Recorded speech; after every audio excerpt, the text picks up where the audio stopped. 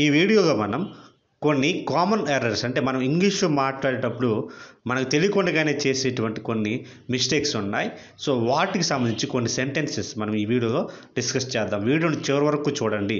నచ్చితే ఒక లైక్ కొట్టి షేర్ చేయండి.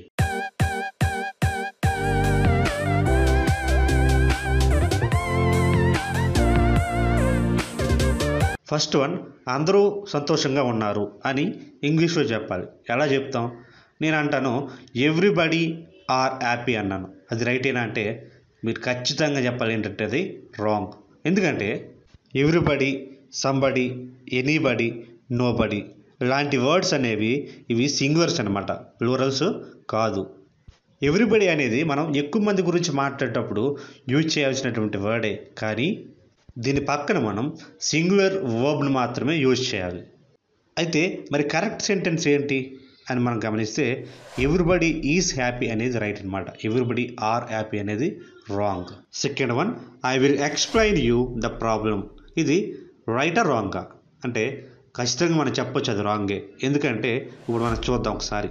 ఇక్కడ ఐ విల్ ఎక్స్ప్లెయిన్ అనే దానికి అంతవరకు ఓకే. తర్వాత రెండు ఆబ్జెక్ట్స్ అనేవి ఉన్నాయి. Two objects are there. అదేంటంటే ఒకటి యు అయితే రెండోది ద ప్రాబ్లం. ఓకేనా? ఇక్కడ యు అనేది ఇండైరెక్ట్ ఆబ్జెక్ట్, అలాగే ద ప్రాబ్లం అనేది ఏంటంటే డైరెక్ట్ ఆబ్జెక్ట్. ఓకే, ఇంతవరకు ఓకే కదా? ఇప్పుడు మనం దీంట్లో టూ చేంజెస్ అనేవి చేయాలి. ఒకటి ఏంటంటే ఇక్కడ ఎక్స్ప్లెయిన్ అనేటువంటి వర్డ్ తర్వాత ఏదైతే ఇండైరెక్ట్ ఆబ్జెక్ట్ ఉందో యు, సో దానికి ముందు మనం TO2 అనే ఒక దాన్ని యాడ్ చేయాల్సి ఉంటుంది. ఇప్పుడు మనం చేయాల్సినటువంటి సెకండ్ చేంజ్ ఏంటంటే ఎప్పుడు కూడా డైరెక్ట్ ఆబ్జెక్ట్ని ముందు పెట్టాలి, ఇండైరెక్ట్ ఆబ్జెక్ట్ని తర్వాత పెట్టాలి.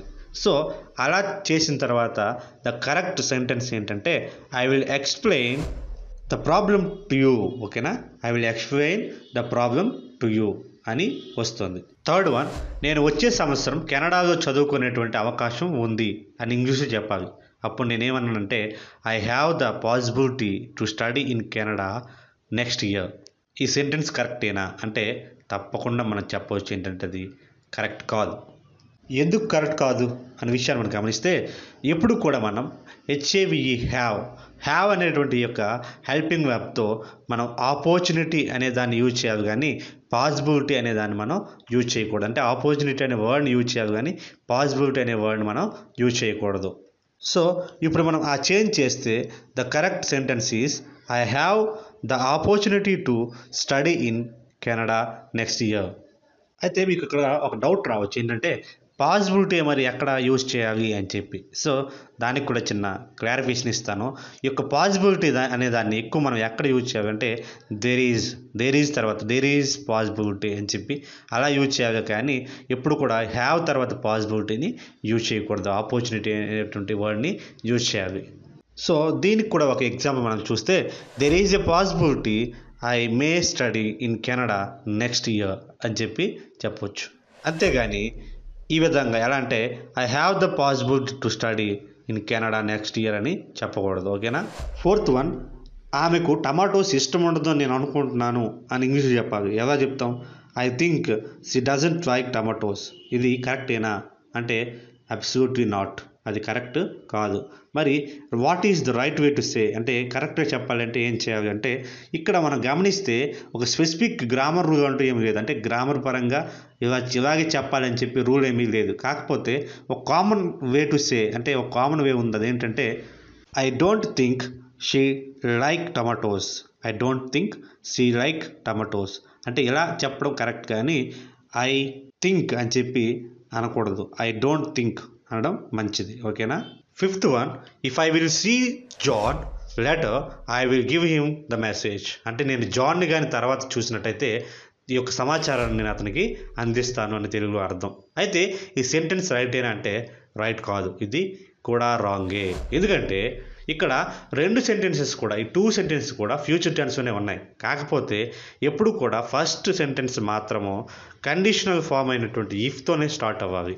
సో అలా స్టార్ట్ చేస్తే అప్పుడు ద రైట్ వే ఏంటి అంటే కరెక్ట్ వే టు సే ఎలాగా దీన్ని చెప్పాలంటే if I see John I will give him the message. అర్థమైందా?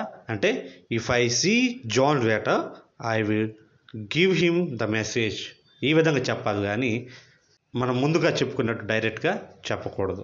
6th one, do you want that I make breakfast. అంటే దీని యొక్క ఈ సెంటెన్స్ యొక్క ఇంటెన్షన్ ఏంటంటే నేను బ్రేక్ఫాస్ట్ తయారు చేయనా అంటే చెయ్యాలా అని అర్థం అనమాట. సో ఇది రైటా రాంగా అంటే ఖచ్చితంగా రాంగే. ఎందుకో ఏంటి ఏ చేంజెస్ చేస్తే ఇది రైట్ అవుతుందో చూద్దాం. నార్మల్గా అయితే దట్ అనేటువంటి వర్డ్ని వాంట్ WANT వాంట్ అనేటువంటి వర్డ్ తర్వాత మనం యూజ్ చేయకూడదు. సో అందుకని ఈ యొక్క చేంజ్ చేసి చిన్న మోడిఫికేషన్ చేస్తే ద కరెక్ట్ సెంటెన్స్ ఎలా ఉంటుందంటే do you want me to make breakfast. Do you want me to make breakfast అనేది right way to say. Okay.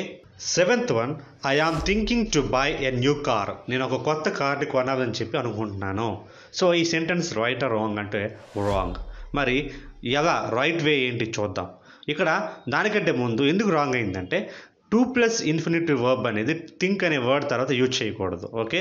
ఇక్కడ టు బై అనేది కరెక్ట్ కాదు. సో అప్పుడు ఏం చేయాలంటే చిన్న చేంజెస్ చేస్తే అప్పుడు కరెక్ట్ సెంటెన్స్ ఎలా ఉంటుందంటే I am thinking of buying a new car.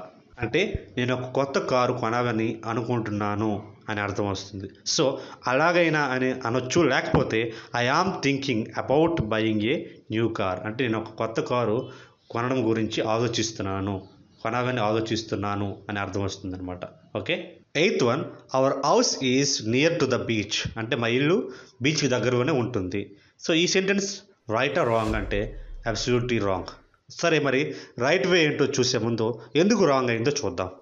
Near and close to అంటే నియర్ అండ్ క్లోజ్ టు అనే ఈ రెండు వర్డ్స్ కూడా సేమ్ మీనింగ్ వస్తుందంటే ఒకే అర్థాన్ని ఇస్తాయి.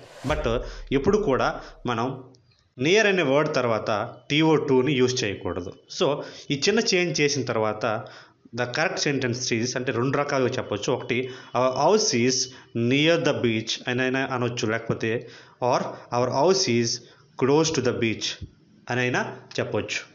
మరోసారి చెప్తున్నాను, our house is near to the beach or our house is close to the beach. ఈ రెండు రకాలలో దేన్నైనా మనం యూజ్ చేసుకోవచ్చు. ఓకే, ప్రాబ్లం లేదు.